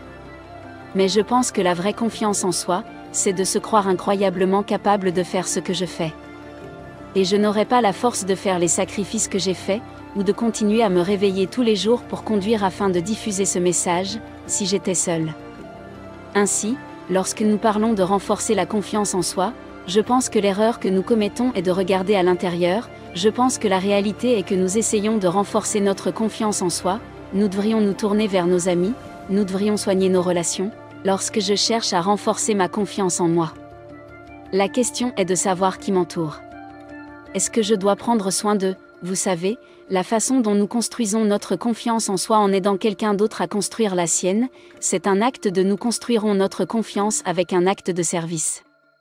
Mais ce n'est pas vrai, pas seulement dans le sens large où nous faisons partie de ces tribus, comme les grandes tribus qui savent ce que signifie être chrétien ou être américain ou être australien ou quoi que ce soit d'autre.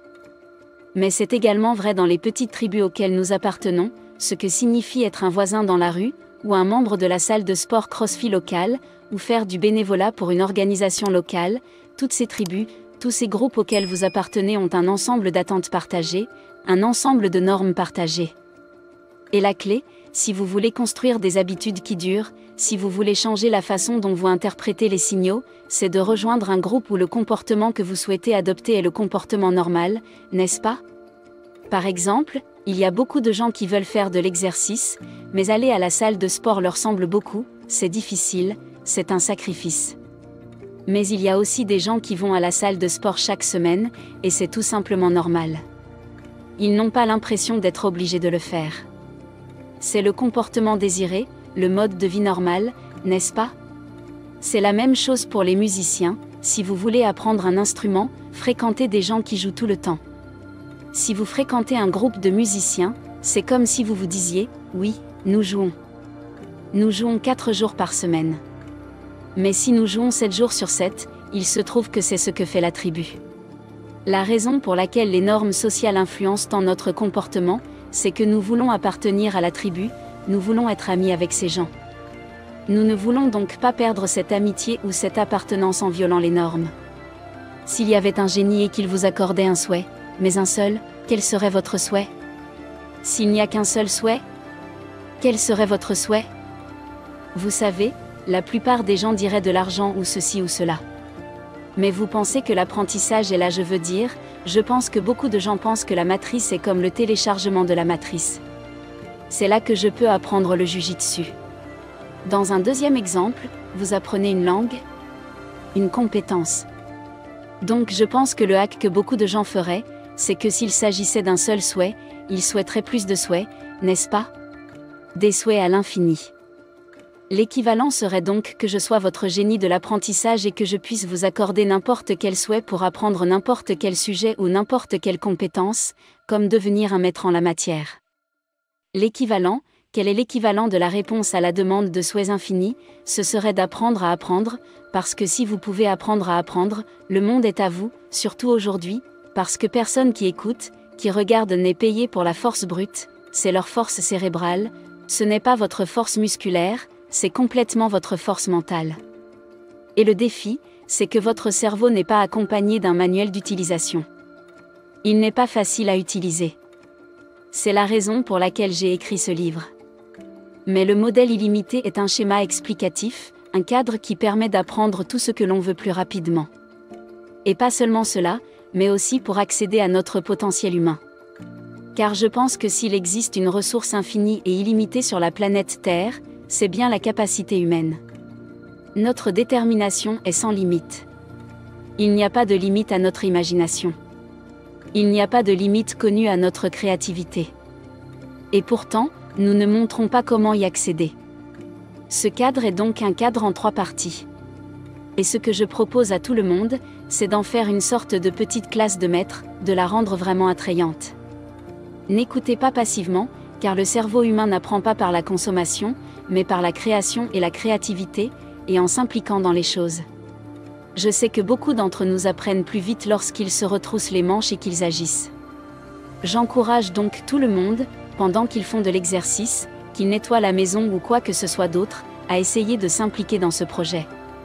Les personnes très performantes recherchent la clarté.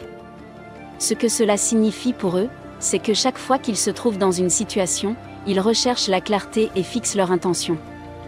Et ce n'est pas comme s'ils le faisaient une fois de temps en temps, c'est plus souvent comme, vous savez, j'ai eu la chance de travailler avec Oprah Winfrey. Lorsqu'elle a une réunion. Au début de chaque réunion, elle demande, quelle est notre intention ici? Quelle est l'intention? Elle ne lit pas l'ordre du jour. Quelle est l'intention? C'est ce qu'elle fait à chaque réunion. Elle cherche donc la clarté au début de chaque réunion. C'est pour cela qu'elle était extraordinaire, n'est-ce pas? Si vous pensez à l'ensemble de sa carrière, elle essayait toujours de faire en sorte que les gens cherchent à savoir qui ils étaient. Pour qu'ils puissent être eux-mêmes. C'est ce que font les personnes très performantes. Si vous regardez de vieilles séquences de Kobe Bryant, il dira « Je suis juste un fan de tous ces gens et je vole leurs mouvements. Et j'essaie de faire mieux le jeu. » Et Kobe est l'un d'entre eux. Il a grandi avec des cassettes VHS, ce qui fait que c'est complètement, vous savez, la façon dont on me l'a expliqué, c'est comme quand vous pouvez regarder des replays d'autres joueurs, des joueurs célèbres qui regardent leurs mouvements. Vous pouvez étudier sur le canapé en tant que joueur, vous savez, vous n'avez pas besoin d'être contre eux pour cette idée que vous êtes d'abord un fan, que vous ingérez toutes ces choses d'abord, et que vous les absorbez et les mélangez, puis à travers votre pratique, toutes ces choses finissent par jaillir et elles sortent dans un nouveau, c'est comme un gombo dans votre tête. Tu sais, tu ne fais qu'ajouter des choses et finalement, à la louche, il en sort quelque chose de nouveau. Vivre et non survivre, soyons prospères.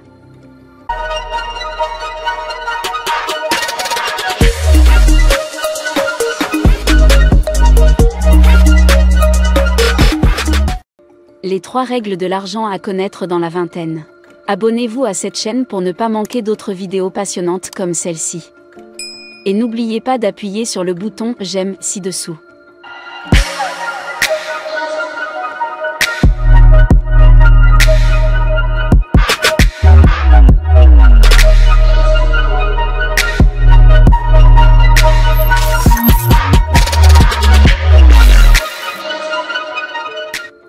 Les 3 règles de l'argent que vous devez connaître dans votre vingtaine. Il y a quelques jours, je discutais avec l'un de mes amis de la famille, un policier. Selon lui, tous les livres sur la façon de gagner de l'argent sont futiles. Parce qu'il n'y a pas de livre qui puisse réellement vous apprendre à gagner de l'argent. Peut-être voulait-il dire qu'aucun livre ne peut vous rendre riche. Mais dire qu'il n'y a pas de livres qui peuvent vous apprendre à gagner de l'argent, c'est comme dire qu'il n'y a pas de principe de création de richesse? La vérité, c'est qu'il existe des principes éprouvés de création de richesse. Et dans cette vidéo, je vais en partager quelques-uns avec vous. Si vous avez entre 15 et 40 ans, vous voudrez vous abonner à cette chaîne, car nous l'avons créée spécialement pour vous. Dans notre société, gagner beaucoup d'argent est souvent associé à un travail acharné. Le problème, c'est que la plupart des gens travaillent dur, et pourtant ils sont pauvres. Qu'est-ce qui ne va pas? Je sais que c'est simple, on peut travailler assez dur pour gagner $1 million, ou même assez d'argent pour mener une vie agréable. Prenons une simple analogie pour l'expliquer. Prenons le football, votre forme physique peut vous être d'un grand secours, mais elle ne suffit pas à faire de vous un bon footballeur, n'est-ce pas? Oui, vous pouvez être un bon footballeur si vous n'êtes pas en bonne forme physique. Mais être en bonne forme physique ne fera pas non plus de vous un bon footballeur. Pour être un bon footballeur, il faut savoir manier le ballon, maîtriser le jeu et être plus malin que les autres selon l'aile où l'on joue, dans le jeu de l'argent. Travailler dur est important. Mais c'est souvent surestimé. S'il faut travailler dur, il faut aussi comprendre comment fabriquer de l'argent. La fabrication d'argent peut se faire légitimement de différentes manières. La façon la plus populaire de fabriquer de l'argent est de créer une entreprise sainte. Avoir une entreprise prospère revient littéralement à fabriquer de l'argent, car l'argent peut continuer à affluer vers vous en échangeant vos produits ou services avec des centaines de milliers, voire des millions de personnes, tandis que la création d'une entreprise prospère est le moyen le plus rapide de gagner des sommes folles. C'est aussi difficile que l'enfer. Et peu de gens peuvent le faire. Pour ceux d'entre vous qui pensent pouvoir créer une entreprise prospère, n'hésitez pas à essayer. Ne craignez rien, car il n'y a rien à craindre. Même si vous échouez, vous serez toujours meilleur que la plupart des gens, parce que la plupart des gens dans le monde sont des lâches. Maintenant, pour ceux qui pensent qu'ils ne sont pas faits pour créer des entreprises, vous feriez bien de consacrer votre vie à acquérir de grandes compétences qui pourraient vous rendre intéressant pour une jeune entreprise prometteuse. Ce qui se passe ici, c'est que certaines personnes n'ont peut-être pas ce qu'il faut pour créer une entreprise. Mais elles possèdent les compétences nécessaires pour assurer le succès de ces entreprises ou de l'un de leurs départements. Ces personnes peuvent finir par devenir des partenaires ou l'un des principaux actionnaires d'une entreprise prospère. Le troisième obstacle à la grande richesse consiste à devenir si précieux pour une entreprise qu'on vous verse un salaire supérieur, puis à apprendre à investir cet argent avec diligence. En définitive, personne ne possède beaucoup d'argent simplement en travaillant pour de l'argent. Il faut savoir comment fabriquer de l'argent, le conserver et le faire fructifier, c'est aussi difficile que de le créer. Si vous n'avez pas d'argent, vous pensez sans doute que gagner de l'argent est la chose la plus difficile au monde. J'ai une triste nouvelle pour vous. La plupart des personnes qui gagnent de l'argent en perdent. La raison en est simple. Il est difficile de conserver et de faire fructifier son argent. La loi de Parkinson dit que les dépenses humaines augmentent en même temps que les revenus. Pour s'en convaincre, il suffit de rencontrer des personnes qui gagnaient $30 000 par an et qui en gagnent aujourd'hui 100 000. La plupart d'entre eux sont plus endettés. Et sont aussi préoccupés par l'argent qu'ils l'étaient dans le passé. Ce qui se passe, c'est que lorsque les revenus des gens augmentent, ils deviennent insatisfaits de tout ce qu'ils ont. La voiture devient obsolète, la maison commence à ressembler à une prison. Ils ont besoin d'une nouvelle garde-robe et d'une plus grande télévision. En fait, dans mon pays, certaines personnes épousent de nouvelles femmes simplement parce qu'elles ont plus d'argent. Comment faire face à cette situation? Eh bien, trouvez de la joie dans l'accroissement de vos richesses. Il faut que je m'explique. Vous voyez, je ne suis pas plus sain que la plupart des gens. Mais je pense que je suis très minimaliste. Bien que je sois toujours tenté de dépenser de l'argent pour des choses dont je n'ai pas besoin. Jusqu'à présent, j'ai appris à surmonter cette tentation en trouvant de la joie dans la construction de ma richesse. Par exemple, j'ai vu hier une voiture qui me plaisait, et je sais que je peux me l'offrir si je veux l'acheter. Mais je me suis dit qu'il était plus agréable d'augmenter la taille de mon entreprise que d'avoir l'air riche en ce moment. Certains, dans mon pays, diront que c'est de la bêtise ou que l'on travaille sans apprécier son travail. Pour moi, c'est comme la beauté. Personne ne sait ce que la beauté signifie pour l'autre. Personne ne sait ce qui rend les autres heureux, et vous pouvez faire de votre richesse une source de bonheur. Cela me rappelle ce que Georges Clason a écrit dans L'homme le plus riche de Babylone, « Nous avons toujours une raison de dépenser tout ce que nous avons pour ce qui est important pour nous. » Cela diffère de la loi de Parkinson, qui stipule que les dépenses humaines augmentent en même temps que les revenus. Classant affirme que les humains dépensent toujours tout ce qu'ils ont pour ce qui est important pour eux, que vos opinions sont correctes, en fonction de votre interlocuteur. Si vous êtes un être humain moyen, vos dépenses augmenteront toujours en fonction de vos revenus. Mais si vous comprenez l'argent, vous serez peut-être heureux de voir votre patrimoine augmenter. Et dans les deux cas, vos revenus iront toujours là où se trouvent vos priorités, c'est-à-dire là où vous avez l'habitude de ne pas vous enrichir. La plupart des êtres humains gagnent et dépensent. C'est aussi simple que cela. La plupart des gens n'épargnent tout simplement pas d'argent. Et l'une des raisons les plus courantes est que l'être humain moyen a l'impression de ne pas en avoir assez. Pourquoi économiser de l'argent alors que vous n'en avez pas assez? Eh bien, vous devez économiser de l'argent maintenant que vous n'en avez pas assez. Car l'épargne est une habitude, tout comme le don et l'investissement. C'est évident, l'homme qui ne peut pas donner 5 $ sur ses 100 $ ne donnera pas 1000 $ sur ses 50 000 $. L'homme qui ne peut pas épargner $1 sur les 10 $ qu'il gagne n'épargnera pas 100 $ sur 1000 $ et n'épargnera pas d'argent même s'il gagne 100 000 $. Encore une fois, rappelez-vous la loi de Parkinson, si vous pensez que vous n'avez pas assez d'argent aujourd'hui parce que vous gagnez peu, si votre revenu augmente de 500%, vous n'aurez toujours pas l'impression d'avoir assez d'argent. Ce que je veux dire ici, c'est qu'il ne faut pas attendre pour épargner. N'épargnez pas pour devenir riche, épargnez pour prendre l'habitude d'épargner, car c'est cette habitude qui vous aidera à savoir comment épargner lorsque vos revenus augmenteront. Et cela peut être un bon pilier pour tout ce qui est discuté dans cette vidéo. Rappelez-vous ce que j'ai partagé avec vous jusqu'à présent, le travail acharné est synonyme d'être physiquement en forme comme un footballeur. C'est important, mais cela ne fait pas de vous un bon footballeur. Vous avez besoin de compétences financières pour acquérir de l'argent. Vous devez comprendre comment fonctionne l'argent et comment le faire travailler pour vous. Ce n'est pas simple, mais avec de l'entraînement, de nombreuses personnes qui regardent cette vidéo peuvent y arriver. Faire fructifier de l'argent est aussi difficile que d'en gagner, car les dépenses humaines augmentent généralement en fonction des revenus. Vous devez résister à ce phénomène en remplaçant votre amour des choses par l'amour de votre empire.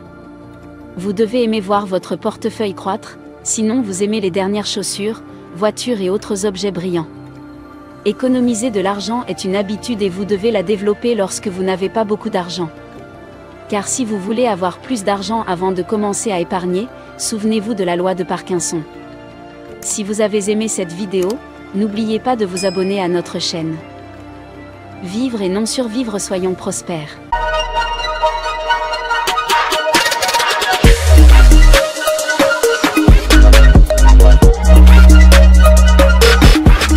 La seule chose que les riches ne font pas lorsqu'ils ont 20 ans.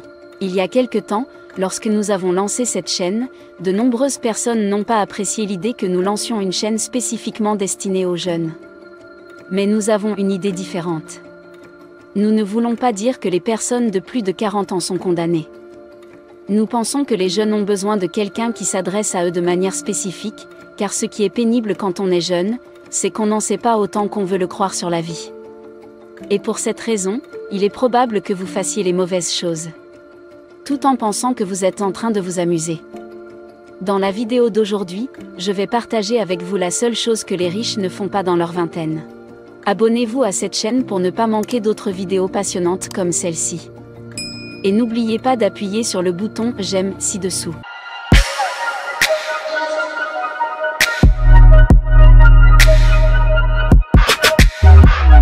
Si vous êtes nouveau ici, pensez à vous abonner pour ne pas manquer d'autres vidéos intéressantes comme celle-ci. Un monde distrait. Le problème numéro 1 des jeunes est celui des distractions, des mauvaises distractions. Vers la fin de l'adolescence, nous nous rendons soudain compte que le monde est intéressant et qu'il y a trop de choses à essayer et à explorer. Le problème, c'est que le temps passe très vite. Avant même de nous en rendre compte, nous avons gaspillé une décennie de notre vie en frivolité. Bill Gates a passé toute sa vingtaine à construire et à créer sans avoir de vocation raisonnable. Larry Page a commencé à rêver de devenir inventeur dès l'adolescence et a suivi cette passion pendant toute sa vingtaine. J'ai vécu ma vingtaine comme si j'étais en retard. J'ai évité toutes les activités qui me faisaient perdre du temps et j'ai investi toute mon énergie dans l'apprentissage et l'expérimentation.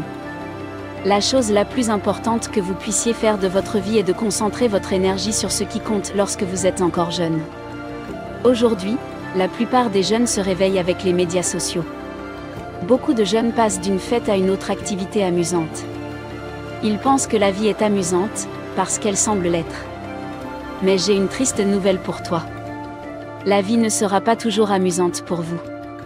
Ce qui distingue les personnes qui réussissent de la plupart des autres, c'est qu'elles ont tendance à se concentrer sur ce qui compte au début de leur vie et à rester concentrées sur ce thème unique, ou sur quelques éléments, pendant de nombreuses années. Pour ma part, vers l'âge de 13 ans, j'ai commencé à remettre en question le système scolaire. Je me suis demandé pourquoi tout le monde voulait que je devienne un employé. Je me suis demandé si je pouvais posséder ma propre entreprise. Pourquoi devrais-je travailler pour quelqu'un d'autre toute ma vie ? Mais comme je n'avais que 13 ans, dans la culture où j'ai grandi, les jeunes de 13 ans ne peuvent pas prétendre avoir une meilleure idée de la vie. J'ai donc continué et vous êtes à l'école. À 17 ans, j'ai commencé à lire des livres sur la réussite dans la vie et sur ceux qui ont fait de grandes choses dans leur vie. Plus j'apprenais, plus mon avenir m'apparaissait clair et moins je passais de temps à faire ce que la plupart des gens de mon âge faisaient à 20 ans. À 20 ans, je savais déjà ce que je voulais faire de ma vie. Et parce que j'avais un grand rêve, il m'était presque impossible de me laisser distraire par la plupart des choses qui distrayaient mes camarades. Je détestais m'asseoir devant la télévision. Je détestais les fêtes ou les médias sociaux. Tout ce que je faisais, c'était lire et agir. À la fin de la vingtaine, j'avais déjà créé une entreprise qui me rapportait plus d'argent que 99% de mes camarades. Aujourd'hui, à presque 33 ans, je peux employer presque tous ceux qui ont grandi avec moi, la différence étant dans la concentration. Si vous êtes aussi jeune que lui en regardant sa vidéo, je vous prie de trouver ce que vous voulez faire de votre vie et de dire non à toutes les autres distractions. Ceux qui réussissent dans la vie ne gaspillent pas leur jeunesse à faire ce que tout le monde trouve normal. Tout le monde pense qu'il est normal d'avoir 5 comptes de médias sociaux parce qu'on a 21 ans. Mais je vous le dis, ce n'est pas tout le monde qui pense qu'il est normal de regarder tous les matchs de football et de se disputer à leur sujet parce que vous avez 19 ans. Mais je vous le dis, vous n'avez pas le temps. Il est plus facile de croire qu'on a encore beaucoup de temps pour comprendre beaucoup de choses. Il est plus facile de penser que vous avez encore de nombreuses années devant vous. Il est plus facile de penser que la meilleure façon de profiter de sa jeunesse est de s'amuser. Mais ce n'est pas vrai. La meilleure façon de profiter de son utilité est d'éviter tout plaisir. Comment vivre une vie pleine de sens en tant que jeune personne ? La toute première chose que vous pouvez faire en tant que jeune est de vous fixer des objectifs raisonnables. Lorsque j'ai commencé à me fixer des objectifs, je n'avais que 15 ans. Aujourd'hui encore, je me fixe des objectifs et c'est la raison pour laquelle je peux me permettre de vivre comme tout le monde. Vous voyez, ce que les objectifs font pour vous, c'est qu'ils vous donnent une raison de courir après. Lorsque j'ai commencé à me fixer des objectifs, j'ai commencé à avoir de moins en moins de temps à consacrer à mon travail. J'ai commencé à avoir de moins en moins de temps pour tout ce qui ne semble pas aider mon objectif de quelque manière que ce soit. Faisons-le ensemble. Supposons qu'il y ait 2 jeunes. L'un est comme tous les autres jeunes de 17 ans, il n'a pas de rêve ou d'objectif, tandis que l'autre veut devenir le plus grand musicien, et il s'est fixé cet objectif. Pensez-vous que ces 2 personnes auront le même genre de vie ? Je ne le pense pas. D'après mon expérience, le type qui veut être meilleur que Michael Jackson sera conscient de la manière dont il passe son temps. Au cours des 17 dernières années, j'ai appris à me demander en quoi cela contribue à la réalisation de mes objectifs. Et si quelque chose semble ne pas contribuer à mon objectif, j'ai appris à dire non, tout le monde l'a souhaité. Mais ce n'est pas de cela que je parle ici. Je parle d'objectifs que vous désirez ardemment. Si vous avez de tels objectifs, vous apprendrez à concentrer vos efforts et votre temps en tant que jeune, vous apprendrez à dire non aux nombreuses distractions de notre monde actuel. Et vous apprendrez à utiliser votre vingtaine pour construire le genre de vie que vous désirez, sans vous presser. La première préoccupation de la plupart des jeunes est qu'ils n'ont pas d'objectif à atteindre. La seconde est qu'ils pensent qu'ils ont encore beaucoup d'années devant eux. À ceux qui pensent inconsciemment que parce qu'ils ont 17 ou 23 ans, ils ont encore beaucoup d'années devant eux. Je vous le dis, vous êtes trompés. La vérité, c'est que vous n'avez pas autant de temps que vous le pensez. Disons que tu as 21 ans au moment où tu regardes cette vidéo, eh bien, dans les 10 prochaines années, tu auras 31 ans. Et ne vous méprenez pas. La vie d'un trentenaire n'est pas la même que celle d'un jeune homme de 20 ans. Le temps passe si vite. Et à mesure que le temps passe, nous avons de moins en moins envie d'oser vivre. À 30 ans, on devient de moins en moins aventureux. Le risque que vous pouvez prendre sans réfléchir lorsque vous avez 19 ans devient ce que vous devez passer le mois entier à analyser lorsque vous avez 29 ans, grâce à votre âge et à la peur que la société a mise en vous. Maintenant, si vous voulez avoir une vie significative, je pense honnêtement que vous devriez être pressé quand vous êtes jeune. Lisez des livres qui vous sauvent la vie si vous ne vous faites pas des amis parmi les personnes plus âgées et plus sages. Agissez comme s'il ne vous restait que 20 ans à vivre. Soyez pressé. Parce que votre temps est compté. Les riches apprennent très tôt à savoir qui ils sont et ce qu'ils veulent faire de leur vie. Les riches apprennent à dire non à toutes les distractions pour pouvoir se concentrer sur ce qui compte. Si vous êtes jeune et que vous regardez cette vidéo, je vous demande de vous dépêcher, car votre temps est compté. Merci beaucoup de regarder nos vidéos. Vivre et non survivre, soyons prospères.